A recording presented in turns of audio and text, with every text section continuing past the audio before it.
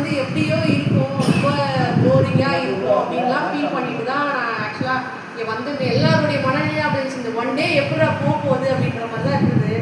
ஆனால் முடியுதே அப்படின்ற மாதிரி ஒரு மாதிரி ஃபீலிங்காகவும் இருக்குது. ஏன்னா காலையிலேருந்து ரொம்ப இது எஃப்டிபி மாதிரி தெரியல.